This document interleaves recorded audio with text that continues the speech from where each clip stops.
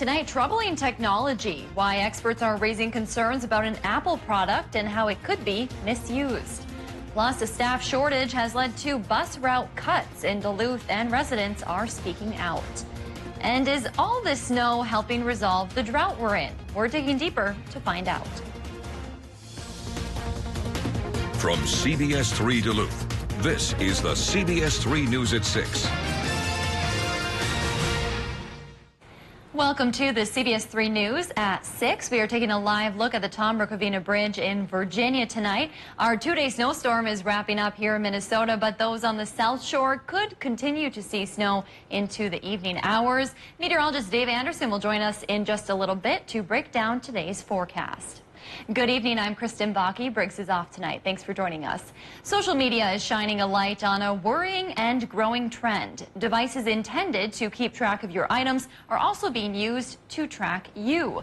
CBS3's Natalie Grant is here to break down what you need to know. Natalie. Well, Kristen, this is an Apple AirTag. It's a little larger than the size of a quarter and costs less than $30 and can be used to track your keys, your wallet, or even your pet, all from your phone. And while this technology was developed to be helpful, some are using it for harm, tracking others without their knowledge. Now, since these tags were released, some people have taken to social media. They got a message on their iPhone saying an unknown tag was following them. Now, after searching, they found it on the outside of their car or in a personal belonging. Recently, there have been reported cases of this popping up across the United States and into Canada, related mostly to car thefts and stalking situations. Tyler Ricola with a local private investigation company says this technology is not new, and as it becomes more available to the public, it's important to be aware. It certainly could increase the amount that are put on the streets, the amount that criminals can easily access them and use them. And ultimately, it could help with a lot of thefts. So it's important to stay vigilant and, be aware of your surroundings at all times. Now, if you think that you are being tracked, Apple support says to try to locate that tag and contact your local law enforcement. If you find the tag, police may be able to track it back to its owner. Now, Kristen, local law enforcement I spoke to say they haven't seen this issue in the Twin Ports yet. However, the St. Louis County Sheriff's Office says that they've seen similar cases with other GPS tracking devices, and it's something that they are monitoring closely. All right, thanks, Natalie. And coming up tonight at 10, a local survivor support organization weighs in on the potential dangers tracking technology could pose for victims. Thanks, Natalie. Police say they've arrested a second man involved in a shooting at the Mall of America last week. The shooting injured 2 people. Bloomington police say the 18-year-old St. Paul man was arrested and is being held on a possible charge of first-degree assault. Police also recovered a firearm. Officers arrested another St. Paul man in Roseville Sunday afternoon. The 19-year-old is being held on possible charges of aiding and abetting first-degree assault. The 2 men who were shot are expected to be okay. Wisconsin Republicans are introducing new legislation to support police departments struggling to find new recruits. Police departments across the state say the number of applicants has been dropping over the last decade. Recent unrest over violence in policing has made the issue worse. The bills would create hiring incentives, including bonuses for new officers and retention bonuses. It would also force schools to teach students how to respect police. The package would cost $25 million. Republicans want to use federal COVID dollars to fund it. A candlelight vigil is being held tonight for 2 teens who died in a snowmobile crash in Aiken County. County officials say 18-year-old Weston Justin and 16-year-old Isaac Fulton collided head-on around 6:15 Sunday night. Investigators say the crash happened on a groomed level trail just south of Highway 169. Fulton died at the scene. Justin died at a Twin Cities hospital the following day. The vigil will be held at 6:30 tonight at St. James Catholic Church in Aiken.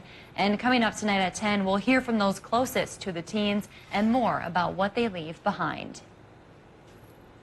Meanwhile, the snow totals are stacking up across the South Shore, with some counties nearing 2 feet of snow. This was a scene earlier today on Wisconsin Point as waves crashed against the shore. And Dave joins us now for a quick look at the weather. Dave, I drove through some of that snow last night, and not great driving conditions, but props to the plow drivers because the conditions are definitely getting better. Yeah, I always say that about our plow drivers. Yes. They do a great job at times of the night. I don't want to be out and about. And going at speeds I don't want to go either. Things are improving, though. Our advisories are lifting, at least for the snow. So it's gone for Minnesota, and inland parts of Wisconsin, it was just dropped about 4 minutes ago. But we're still holding on to a winter storm warning for the South Shore and Gogebic County, the snow belt, until midnight tonight. Wind chill advisory is now taking the place of a snow alert for Minnesotans. So once the snow goes, the cold is coming. Let's take a look at the local radar map here, and we're fading down to just a little bit of South Shore snow now, so it's left for much of the rest of the region. But the road conditions are still not perfect, though they are improving, especially in northern Minnesota. Reports from MnDOT coming in say good north of Virginia on 53, and 65 isn't so bad either north of the Hibbing area and the Mesabi Range. Still a little bit shaky in the Twin Ports. Improving, though, in Wisconsin and Michigan. Not completely covered anymore for the entire area. Getting better all the time. Will it be perfect by tomorrow? That's a little bit iffy, but it will be colder, and we'll talk about that in more detail in just a few more minutes. Thanks, Dave. Hundreds of Mayo Clinic employees lost their jobs today after refusing to get the COVID-19 vaccine. The hospital fired about 700 workers across the country. Mayo Clinic has major campuses in Minnesota, Florida, and Arizona. The fired employees make up about 1% of its 73,000-person workforce. Mayo Clinic notified its employees of the vaccine mandate in July of 2021. If you're headed down to the cities, get ready to mask up. Both Minneapolis and St. Paul are reinstating mask requirements for businesses and public places. It goes into effect tomorrow at 5 p.m. The goal is to slow the spread of the Omicron variant. Minneapolis Mayor Jacob Frey said it's essential to keep the city healthy and moving. Here in Duluth, city officials do not have plans to enforce a mask mandate. The city will continue monitoring the spread of COVID in Duluth and St. Louis County. You might have a harder time getting from West Duluth to the mall over the next few weeks. The DTA says staffing shortages forced it to temporarily close one of its routes. CBS3's Quinn Gorham reports on the impact that has on regular riders. For many Duluthians, the bus is a reliable way to get around town. But with Route 5 temporarily closed due to DTA staffing shortages, residents like Faith Duvall aren't happy. This is a big inconvenience. Duvall wants her daily routine back. She thinks the solution is clear. I was told when I called the complaint office that it's a secondary line and they were having trouble with staffing shortages. Well, hire some people. According to DTA Rep David Clark, it's not that simple. He says the staffing shortages are largely out of the DTA's control, mainly a result of drivers calling out sick. While our team is up to speed in terms of numbers, when people get sick and have other reasons for absences and things, we kind of end up in these situations sometimes. Clark says they do everything in their power to make sure things like this don't happen. When they're forced to stop a route, they try to pick one with a lot of alternatives. That travel area is also served by other routes in our system. While it is a small sacrifice to have to make a transfer, at least folks can still make it to their destinations. For the time being, residents like Duvall will have to adapt. It's a big inconvenience. They're supposed to help people, not inconvenience them. The DTA hopes to reopen Route 5 in a few weeks, but they say if the staffing shortage continues, they may have to close even more routes. A new service is hoping to enhance transportation in Bayfield County.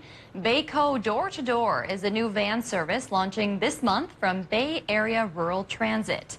It's an on-demand service where riders can schedule trips ahead of time to anywhere within Bayfield County, to Ashland, or to Hayward.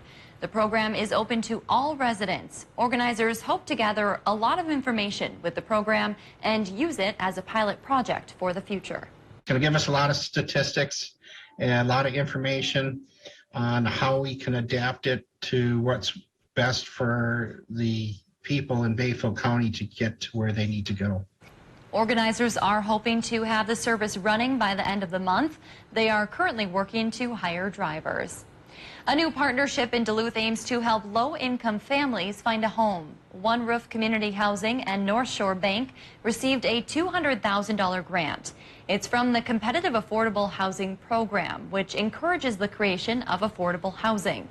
The money will be used to develop 5 new houses that will be sold to people who earn less than 80% of Duluth's median income. It's an effort to help local families find a safe and affordable place to call home. After a slow start, the Duluth Salvation Army came close to meeting their fundraising goal this holiday season. The 2021 Red Kettle campaign raised about $218,000. That's just shy of their $220,000 goal. However, thanks to a matching donation from Super One, the Salvation Army will exceed that overall goal. Still to come on Live Local CBS3, despite our recent snowfall, most of Minnesota is still facing drought. We'll explain how much snow the state needs next. High temp today, 14 degrees, undercutting the normal by about 6. Boy, will we undercut it next couple of days. Uptick is coming in behind our departing low pressure system tonight. Wind chill advisory covers Minnesota. Actual air temps going towards 15 below, and that's just the start. Until we warm up again on Saturday, but in between it'll be brisk. We'll talk about how low things will go right after our break.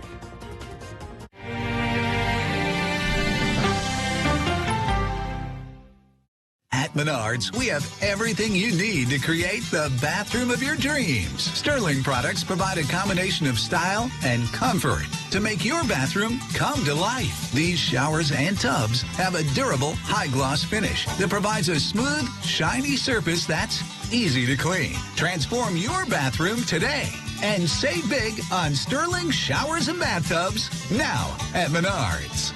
Save big money at Menards. You won't read about my mom in the history books, but she's going to change history forever. You'll never learn about her in school, but she'll redefine everything we know. She's not a scientist or a doctor, but she's going to help save a lot of lives.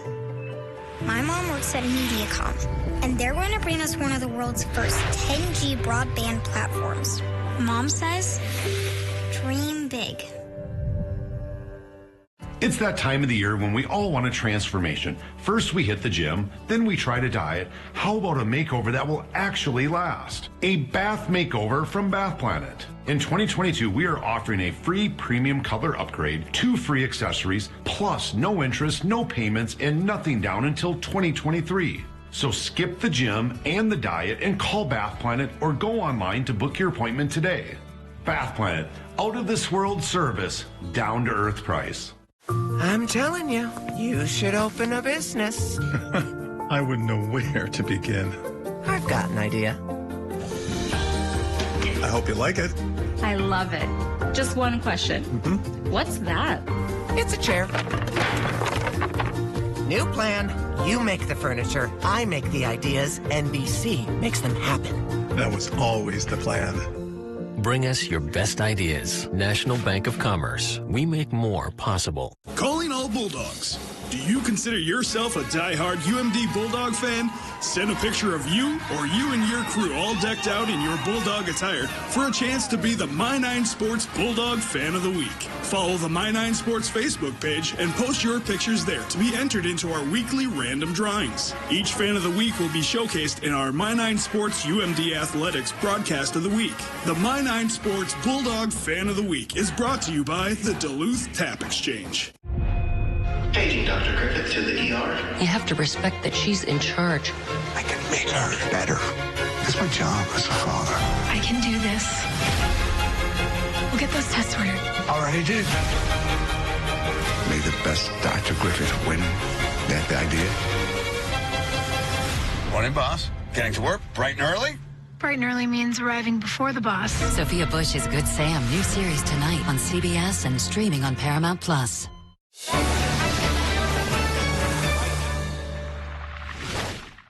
CBS3 Weather is brought to you by St. Luke's. Now, the CBS3 Duluth Weather Max forecast with meteorologist Dave Anderson. Well, since we last met at 5 o'clock, let's take a look at some more snow totals. They've changed just a little bit for some towns. Lake Nebagamon, 18 inches today. One of the big winners there for snow totals, indeed. Cornucopia, 15 inches. Mason 14. Herbster's coming in with 14 now. Maple's at 10. Superior 7.5. Duluth at least up over the hill 6.5. And Cherry up towards the Mesabi range 6 inches. Folks on the South Shore not quite done yet, but for the most part it's wrapping up for many of us. Could come back again on Saturday though, and we'll talk about that after we talk about the cool down coming our way, which has already chilled us down to 1 below at Duluth International Airport. The wind is northerly 18 miles per hour, so it's going to be gusty. That's why Minnesotans face a wind chill advisory here tonight.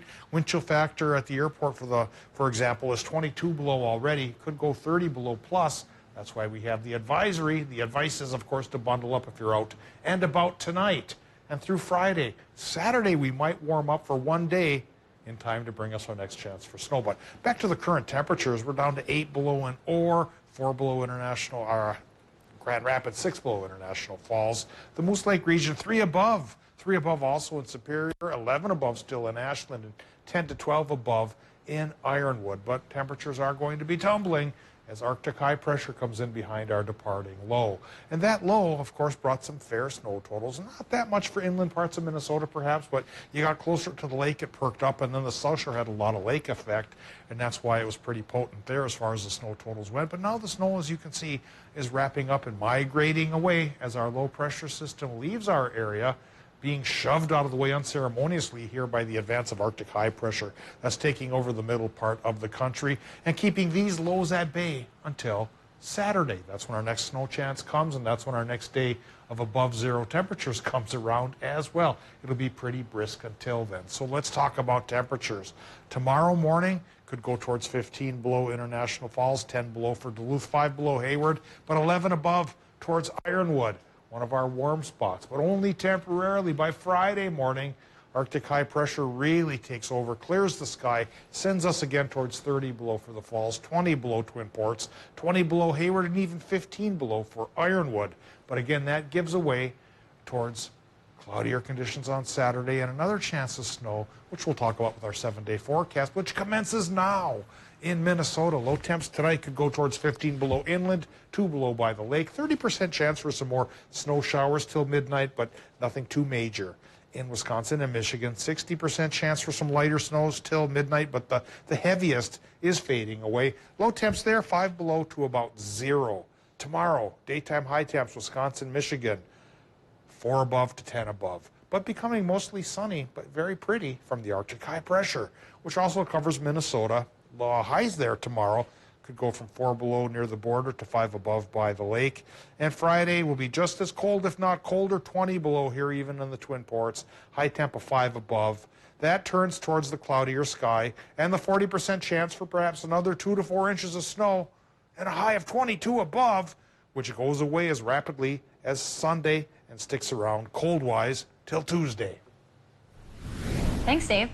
It's not obvious in winter, but we are still very much in a drought. That's why all of this snow is actually needed. Meteorologist Bo Fogel is taking a look at how helpful this snow is and how much more we need. And Bo, as much as I don't want to say, it sounds like we need those snow piles to keep getting bigger.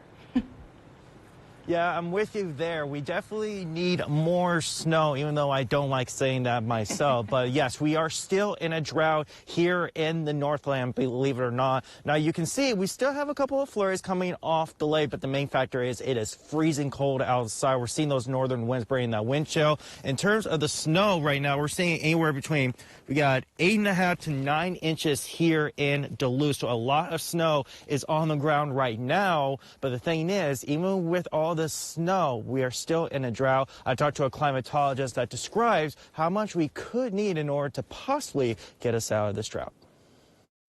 Well, it's no surprise that one of the biggest weather stories of 2021 was the historic drought that severely impacted the Northland. But the problem started much earlier. We can go all the way back to kind of late winter of 2020. Like Duluth Weather Service meteorologist Ketzel Levins says a lack of snow last winter helped get us into this mess in the first place. Several months on end last winter where we just weren't getting a ton of significant precipitation. By the time summer of 2021 arrived, the Northland was 6 to 11 inches below average for precipitation on top of a heat wave. Levers says in order to get out of the drought, we need a certain type of snow in order to get more water. On a day like today, if you went out and you melted down the snow from, say we got 4 inches, you might only get a half or a quarter inch of precipitation out of it. Versus with a really, really wet snow, if you got like 10 inches of a really, really wet snow, that might melt down to 1 or 2 inches of liquid. DNR climatologist Peter Boley says a snowy winter is needed, but it's not everything. Snow alone probably won't get us out of the drought. Okay. It'll have to take until the spring when the rains return to really get us out of the drought. We put a dent in the drought, but there's still a way to go. Now, according to the DNR, we have anywhere between, in terms of snow patches, we have anywhere between 10 to 20 inches of snow. But like he said, even with the right amount of snow, we still won't get out of this drought. It all depends on the April and May precipitation that will determine if we will have a dry summer. Back to you. We'll have to wait and see. Meteorologist Bo Fogel reporting live for us in Duluth tonight. Thank you, Bo. Well, Duncan joins us now. Duncan, not what you want to hear, huh? No, more snow. We need more. My Civic can't handle it, but it's okay. We switched to the ice now. UMD women's hockey team continues to rack up the accolades, but as for the men's hockey team, their waiting game begins thanks to the COVID-19 pandemic. Join us weeknights. We're live at 5 as we go around the Northland, city by city. When severe weather hits, tune to CBS3 for up-to-date coverage morning and night. CBS3 Live Cams, brought to you by KohlerChev.com, now featuring the Kohler Express Deal online buying solution. KohlerChev.com, a better way to buy. Hi, I'm Dr. Joshua Larson, a general surgeon at St. Luke's. Specifically in the field of general surgery, I've found that I'm often meeting patients at their most vulnerable. I try to empower them with the knowledge they understand their disease process, but I want them to feel confident and comfortable with the direction that their treatment is going. The most satisfying part of my job really is establishing relationships, particularly with my patients, but also with my colleagues and everybody as part of the surgical team. It's very rewarding to all be working together for the common good of the patient that's in front of us. I'm Carrie Harris, owner of Diabetic and Comfort Shoes. We have been in business in the Northland helping you with your everyday foot problems stemming from diabetes to plantar fasciitis for the past 17 years. Stop in and see the complete line of men's and women's shoes, from SAS to Allegria to Vionic, for those millions of people battling plantar fasciitis. And we still have a great selection of comfortable shoes for diabetics, Medicare and Minnesota healthcare approved. Remember, no foot problem is too big or too small. We'll find the way to your soul. I checked out a bunch of other schools around the area, and really it came down to like the staff, the machine shop here. I went to the open house, talked to a lot of different companies from around here, and just chose that this would be a really good program to get started in. I got into journalism when I was in high school, actually, and that's where I really fell in love with the news and the storytelling aspect of it. Being able to bring those things together and keep people informed. It's so important for us to be in a community like Duluth, to be able to hear your stories and then bring them to everybody else in the community. Watch Jenna in the morning at 5 and 6 a.m. Be a little bit brave. Don't ever be afraid to. We've got a couple questions.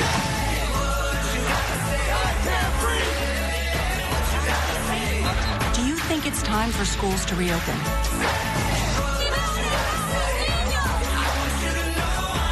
There is some positive breaking news. We've got a lot of important new information for you and your family.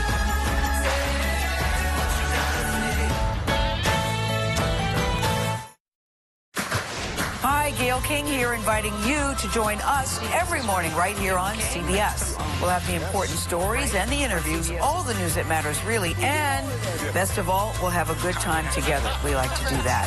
And now you can find us anytime you want on the new Paramount Plus app. So we'll see you every morning right here on CBS. I thought that one was pretty good.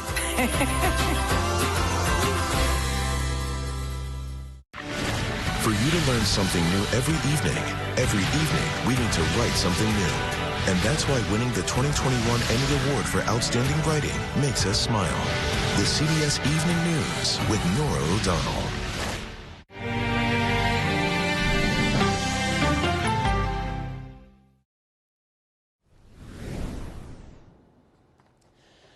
COVID-19 continues to affect the world of sports and is now impacting the area's most prominent team, with the 8th-ranked UMD men's hockey squad now on pause due to the virus. And those Dogs announced today that their weekend series at 4th-ranked St. Cloud State has been postponed due to COVID-19 protocols within the UMD hockey program. The hope is that the NCHC game will be made up on a later date, but if the game cannot be made up, it will be declared a no contest, meaning it will not affect either team's record. And for the Dogs, this postponement comes at a tough time. Over the last month, the Dogs have dropped from the 1st-ranked team in the country down to the 8th-ranked team and have lost 5 of their last 6 games. And as for the UMD women's hockey team, they opened up 2022 with a sweep on the east coast of Harvard, a pair of top 10 wins that will definitely help that tournament resume. It was the usual suspects getting it done. Their top line of Anna Klein, Elizabeth Jaguar, and Gabby Hughes, who are 2nd in the nation in scoring. And Hughes received yet another big honor today. She's been named the HCA National Player of the Month for December, where she was dominant, leading the nation in points per game average with 1.8 points. She's worthy of it. Super consistent for us. You know, we were talking about her freshman year when she led our team in scoring and how she came onto the scene. And I got a lot of questions. Did you expect her to be this good right away? And, you know, it's hard to say, but she has been one of the most consistent players we've ever had. Personally, it's just trusting my line mates and knowing that every single game, it doesn't matter who we're going up against, we focus on ourselves. It's obviously such a big honor when you do receive those awards. So super excited and love seeing that.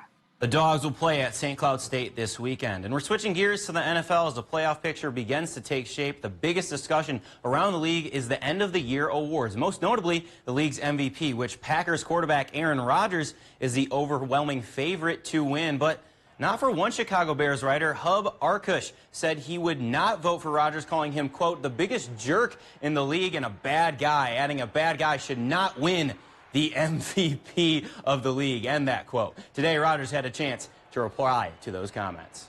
I think he's a bum. I think he's an absolute bum. He doesn't know me.